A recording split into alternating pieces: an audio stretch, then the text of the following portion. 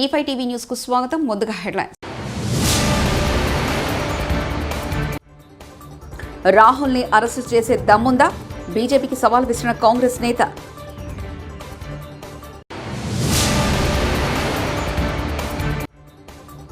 విద్యా వైద్యానికి ప్రభుత్వం పెద్దపీట. మంత్రి శ్రీనివాస్ రెడ్డి.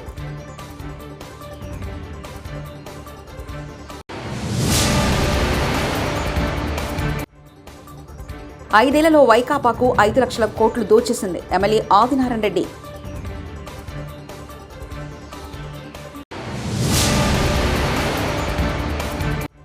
ఏపీకి కొత్త పరిశ్రమలో ఆహ్వానిస్తున్నాం కేంద్ర మంత్రి శ్రీనివాస్ వర్మ.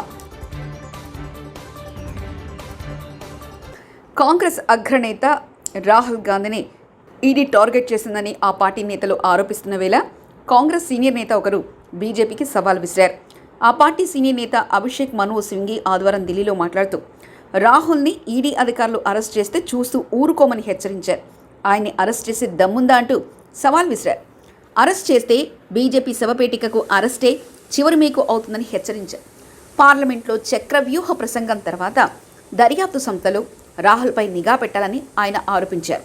మెగాస్టార్ చిరంజీవి వయనాడ్ బాధితుల సహాయార్థం ₹1 కోటి విరాళం ప్రకటించారు. కేరళలోని వయనాడ్లో చోటు చేసుకున్న ప్రకృతి విపత్తుపై ట్విట్టర్ వేదికగా ఆయన స్పందించారు. ఈ మేరకు కేరళ ముఖ్యమంత్రి సహాయ నిధికి చిరంజీవి, రామ్ చరణ్ సంయుక్తంగా ₹1 కోటి విరాళం ఇస్తున్నట్లు ప్రకటించారు. మృతులు, బాధిత కుటుంబాలకు సోషల్ మీడియా వేదికగా సానుభూతి తెలిపారు. వయనాడ్ విషాదంలో ప్రాణాలు కోల్పోయిన వారి కుటుంబంలో వారి విషయంలో నా గుండె తరుక్కుపోతుంది. బాధితులు తమ బాధ నుంచి త్వరగా కోలుకోవాలని ప్రార్థిస్తున్నారని ట్వీట్ చేశారు. నేలకొండపల్లి మండలం గువ్వలగూడెంలో రెవెన్యూ శాఖ మంత్రి పొంగులేటి శ్రీనివాసరెడ్డి ఆదివారం పర్యటిస్తున్నారు. ఈ సందర్భంగా పలు అభివృద్ధి పనులకు శంకుస్థాపన చేసి నూతనంగా నిర్మించిన హెల్త్ సబ్ సెంటర్ను ప్రారంభించారు. అనంతరం మంత్రి మాట్లాడుతూ విద్యా వైద్యకు కాంగ్రెస్ ప్రభుత్వం పెద్దపీట వేసిందని, రాజీవ్ ఆరోగ్యశ్రీ ద్వారా పేదలకు 10 లక్షల వరకు ఉచిత వైద్యం చేపట్టిందని చెప్పారు. ఇందిరమ్మ రాజ్యం వచ్చిన తర్వాత పేదలు, రైతుల పక్షపాతిగా ఉందని, ₹31,000 కోట్ల రుణమాఫీ చేస్తుందన్నారు. అమెరికాలో సీఎం రేవంత్ రెడ్డి బృందానికి ఘన స్వాగతం. నేడు న్యూయార్క్లో ఎన్ఐఆర్లతో రేవంత్ సమావేశం. 10 రోజుల పాటు అమెరికాలో పర్యటించిన రేవంత్ అమెరికా పర్యటన తర్వాత దక్షిణ కొరియాకు రేవంత్ బృందం పెట్టుబడులే లక్ష్యంగా సీఎం రేవంత్ విదేశీ పర్యటన.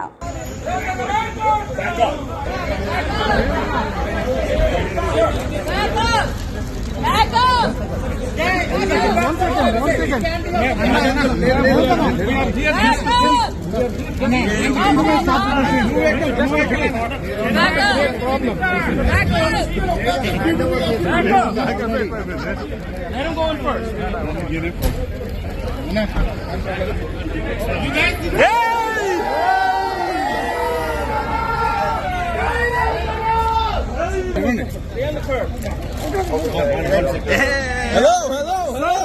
Behind the barrier. Back up.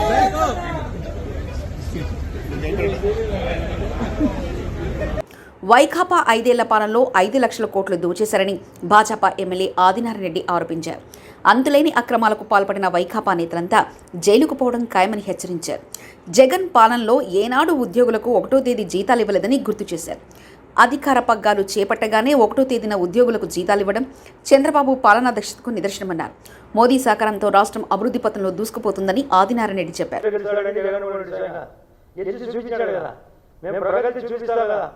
ఈ రాష్ట్రంలో మొన్ననే ప్రధానమంత్రి గారు పోలవరానికి మాదే బాధ్యత, కట్టించే బాధ్యత కేంద్రం. అమరావతి ఫస్ట్ దశ 15,000 కోట్స్, దశల వారీగా అది పూర్తయ్యేంత వరకు వస్తూనే ఉంటుంది. రైల్వే జోన్ క్లియర్ అవుతుంది. వైజాగ్లో స్టీల్ ఫ్యాక్టరీ ఆగుతుంది. కడపలో స్టీల్ ఫ్యాక్టరీ వస్తుంది. అక్కడ ఆన్ కడపలో స్టీల్ ఫ్యాక్టరీ, ఇక్కడ పోకుండా అక్కడే ఆగుతుంది. వైజాగ్లో నేషనల్ హైవేలు రాబోతున్నాయి. వెమ్మసాని చంద్రశేఖర్ గారు చెప్పిన ప్రకారం మన రాష్ట్రానికి ప్రధానమంత్రి ఆవాస్ యోజన కింద గతంలో 1,50,000, ఇప్పుడు 2.5 లక్ష. స్టేట్ గవర్నమెంట్ 1 లక్షన్నర. ప్రతి ఒక్కరికి వెతికి ఎలిజిబిలిటీ ఉండే వాళ్ళందరికీ హౌసింగ్ జరుగుతుంది. గ్రామీణ ఉపాధి 20,000 కోట్లు. మన రాష్ట్రానికి కావాల్సినంత గ్రామీణ ఉపాధి. తద్వారా ₹300 లేబర్కు గతంలో ₹20. మన్మోహన్ సింగ్ గారు ప్రధానమంత్రిగా ఉన్నప్పుడు అది ₹300. ప్రతి 300లో ₹200 మెటీరియల్ కాంపోనెంట్ కింద 18 ఐజాలకు రాష్ట్ర ప్రగతి వాడుకోవచ్చు. అందులో సిమెంట్ రోడ్లు ఉంటాయి, డ్రైనేజ్ ఉంటుంది, ప్లే గ్రౌండ్ ఉంటుంది, స్కూల్ బిల్డింగ్ ఉంటుంది, సచివాలయం ఉంటుంది, రైతు భరోసా కేంద్రం ఉంటుంది, లైబ్రరీ ఉంటుంది, ఆరోగ్య కేంద్రం కూడా ఉంటుంది, గ్రావెల్ రోడ్స్ కూడా ఉంటాయి, చెట్లు నాటేది కూడా ఉంటుంది కార్యక్రమం.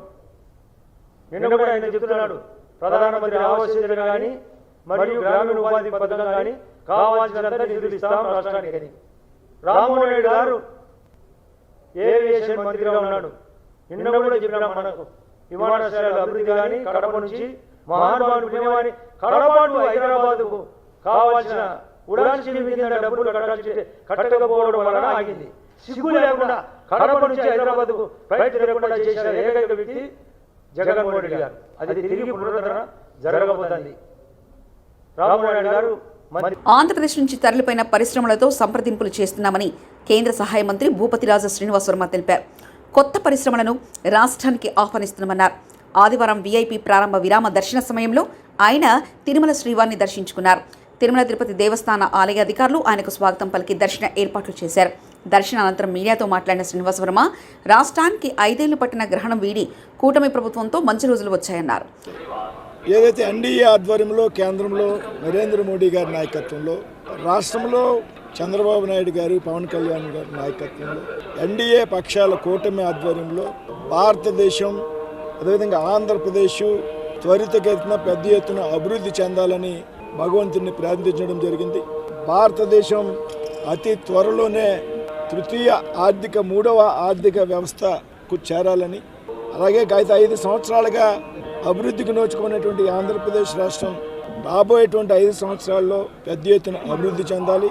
అన్ని రకాలుగా కూడా రాజధాని కానివ్వండి, పోలవరం ప్రాజెక్టు కానివ్వండి, పరిశ్రమలు ఆంధ్రప్రదేశ్ నుంచి తరలి వెళ్ళిపోయినటువంటి సందర్భంలో ఆ పరిశ్రమల్ని తిరిగి ఆంధ్రప్రదేశ్కి తీసుకొచ్చేటువంటి విషయంలో, కొత్త పరిశ్రమలు ఆంధ్రప్రదేశ్లో స్థాపించేటువంటి విషయంలో వెంకటేశ్వర స్వామి ఆశీస్సుల్ని కోరడం జరిగింది. తప్పనిసరిగా రాబోయేటువంటి రోజుల్లో ఆంధ్రప్రదేశ్లో దేవాలయాలకు కూడా పెద్ద ఎత్తున రక్షణ కల్పించడంతో పాటు గత 5 సంవత్సరాలుగా ఆంధ్రప్రదేశ్కి ఒక గ్రహణం పట్టింది. దేవాలయాల గురించి పట్టించుకునేటువంటి పరిస్థితి ఈ రాష్ట్రంలో లేదు. చిన్నచూపు చూసినటువంటి దేవాలయాలకు పెద్ద ఎత్తున అభివృద్ధి చేసే విధంగా ఇవాళ ఈ ప్రభుత్వాలు ప్రయత్నం చేస్తాయి. అలాగే ఆంధ్రప్రదేశ్కి ప్రజలు పెద్ద ఎత్తున ఇచ్చినటువంటి తీర్పు ఏదైతే ఉందో, ఆంధ్రప్రదేశ్ అభివృద్ధి చెందుతుంది, ఆంధ్రప్రదేశ్ కష్టాలు తీరిపోయినటువంటి ఒక వాతావరణం వేళ రాష్ట్రంలో నిర్మాణమైంది. దీనికి చక్కటి ఉదాహరణ ఇక్కడ ఉన్నటువంటి శ్రీశైలం జలాశయం పూర్తిగా నీటితో నిండిపోవడం, 2-3 రోజుల్లో నాగార్జున జలాశయం కూడా పెద్ద ఎత్తున నీటి సామర్థ్యంతో నిండడం, ఇవన్నీ కూడా ఒక వెంకటేశ్వర స్వామి ఆంధ్రప్రదేశ్కి ఇచ్చినటువంటి ఒక వరంగా మేమైతే భావిస్తున్నాం. ఆంధ్రప్రదేశ్కి అభివృద్ధి విషయంలో, పరిశ్రమల విషయంలో మీరు అడిగినటువంటి ఏదైతే పరిశ్రమలు తరలి వెళ్ళాయో వాటితో కూడా సంప్రదింపులు మొదలుపెట్టాం. అదేవిధంగా కొత్త పరిశ్రమలు కూడా మేము ఆహ్వానిస్తున్నాం.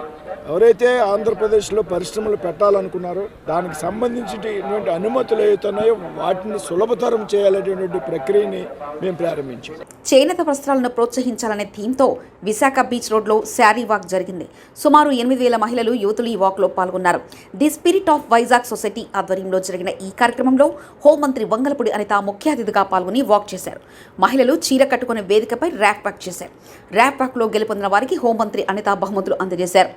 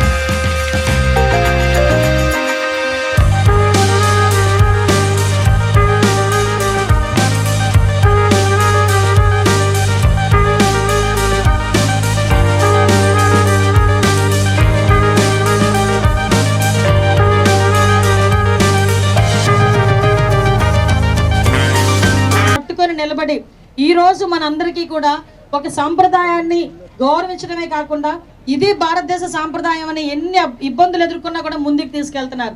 చీర ఎలాంటిదంటే ఏ కాలానికైనా దానికి తగ్గ చీరలు ఉంటాయి. మన ఇంట్లో వాళ్ళు అంటారు, ఎన్ని చీరలు ఉన్నా మీకు ఇంకా ఆశ తీరదే అంటారు. ఈ రోజుకి కొత్త చీరలు ఒక 10 ఎన్నో ఉన్నా ఇంకొక చీర ఉంటే బాగుంది అనిపిస్తుంది మనకి. అది చీరలో గొప్పతనం. అటువంటి ఈ మంచి చీర కాన్సెప్ట్ మీద తీసుకొచ్చి అందులో నన్ను ఈరోజు అందులో మీకులాగే నేను చీరలు పిచ్చేదాన్ని కాబట్టి నన్ను పిలిచి ఈరోజు కూర్చొని ఇక్కడ నాకు నిజంగా ఒక మంచి అవకాశం ఇచ్చారు, మంచి వేదిక ఇచ్చారు. నిజంగా thank you so much of spirit of Vizag వాళ్ళకి నేను చాలా చాలా థ్యాంక్స్ చెప్తున్నానండి. జనసేన కార్యాలయంలో ప్రజల నుంచి వినతులు స్వీకరిస్తున్న నెల్లిమర్ల ఎమ్మెల్యే శ్రీమతి లోకం నాగమాధవి. అది డీపట్ట ఒరిజినల్ డీపట్ట అసలు రిజిస్ట్రేషన్ చేయించుకోవడానికి లేదు. అంటే గవర్నమెంట్ భూమి కాదు మామూలుగా డీపట్ట. ఇప్పుడు మనకు అప్పుడు మా తాతగారికి అమ్మిన వాళ్ళు ఉన్నారనమాట. వాళ్ళు అమ్మిన వెంటనే వేరే ఊళ్ళు వెళ్ళిపోయారు. వాళ్ళ ఫాదర్ చనిపోయారు, ఇతను ఒక కుమారులు ఉన్నారు. వాళ్ళు రిజిస్ట్రేషన్ ఇప్పుడు మేము అన్ని నెతికి వాళ్ళు అందరి తీసుకొస్తే వాళ్ళు రిజిస్ట్రేషన్ చేసేస్తాం అంతా అంటారు. కాకపోతే మీరు రిజిస్ట్రేషన్ చేసుకొని వీళ్ళు మేము మాట్లాడుకొని అన్నీ అయిపోయిన తర్వాత ప్రెసిడెంట్ ఇలా కేసు వేస్తారు. మీ బాధలన్నీ అర్థం చేసుకునే వాళ్ళు, కరెక్ట్గా మీకు పేదవాళ్ళకి న్యాయం చేసేవాళ్ళని పెట్టాం. అర్థమైంది కదా. అందుకని కొత్త ఎంఆర్ఓని కలవండి, నేను కూడా ఫోన్ చేస్తాను. నెంబర్ లేదన్నారు కదా మీ దగ్గర, ఆర్డీఓ గారికి డైరెక్ట్గా పెడుతున్నాను నేను మెసేజ్. ఆర్డీఓ గారి ద్వారా అది ఫాలోఅప్ చేయించి అక్కడ కేసు రిజిస్టర్ అయితే మీకు ప్రాబ్లం ఉండదు ఇంకా. అందుకని మీరున్నారనే వచ్చాను. ఇది హేమంత్ కుమార్ అన్న అతను మన డిప్యూటీ సీఎం గారు అరేంజ్ చేసిన గ్రీవెన్సెల్కి వచ్చి కంప్లైంట్ చేస్తున్నాడమ్మా, తన ల్యాండ్ మీదకి వెళ్లకుండా ఇబ్బంది పెడుతున్నారని. అది జామీ ఏదో అతను ఫైల్ అయితే ఒకసారి అదే మీకు తెలుసంట కదా కేసు అంతా మొత్తం. పిల్లల హేమంత్ ఏమవుతుంది, ఎలా రిజాల్వ్ చేద్దామని ప్లాన్ చేస్తున్నారు ఒకసారి చెప్పండి. పాపం చాలా ఇబ్బంది పడుతున్నాడు.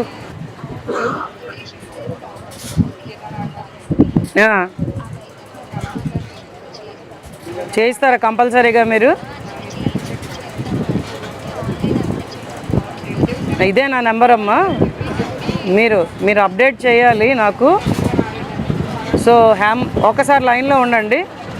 హేమంత్ మ్యూటేషన్స్ స్టార్ట్ అవ్వగానే నీకు చేయించి ఆవిడ చేస్తానని చెప్తున్నారు స్వాతి గారు. నీ పేరు మీదకి కంపల్సరీగా చేస్తానంటున్నారు. అప్పుడు కేసు ఆటోమేటిక్గా కొట్టేస్తారులే, అది పెద్ద ప్రాబ్లం ఉండదు, అది కొట్టించేద్దాం. ఆ కేసు కూడా కొట్టించేటట్టు చూడమ్మా. సివిల్ కేసు ఏదో ఫైల్ చేసి ఇబ్బంది పెడుతున్నాడంట కదా సర్పంచ్. కొంచెం అతను హ్యాండిక్యాప్డ్ చదువుకున్న మనిషి, మీరు హెల్ప్ చేయాలి. కొంచెం కష్టపడి తిరుగుతున్నాడు, ఇబ్బందులు పడుతున్నాడు. ఓకే అమ్మా, కొంచెం అది మ్యూటేషన్ అది చేంజ్ చేసి రికార్డులు అవి మార్చి నాకు అప్డేట్ చేయండి. చేయండి అమ్మా. ఓకే, థ్యాంక్స్ అమ్మా. బాయ్. అందరికీ కూడా స్ట్రిక్ట్ ఇన్స్ట్రక్షన్స్ ఉన్నాయి. ముఖ్యంగా పేదవాళ్ళకి ఎవరికి అన్యాయం చేయకూడదు అనే ఇన్స్ట్రక్షన్ ఉంది. నీకు చేసే పూచి ఆవిడ తీసుకుంది, నా నెంబర్ ఆవిడ దగ్గర ఉంది, నేను ఫాలోఅప్ చేస్తాను, నీకు అయ్యేటట్టు చూస్తాను. రాహుల్ని అరెస్టు చేసే దమ్ముందా? బీజేపీకి సవాల్ విసిరిన కాంగ్రెస్ నేత.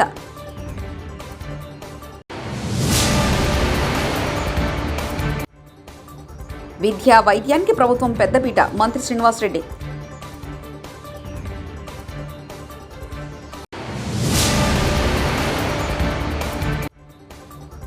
ఐదేళ్లలో వైకాపాకు 5 లక్షల కోట్లు దోచేసింది ఎమ్మెల్యే ఆదినారాయణ రెడ్డి.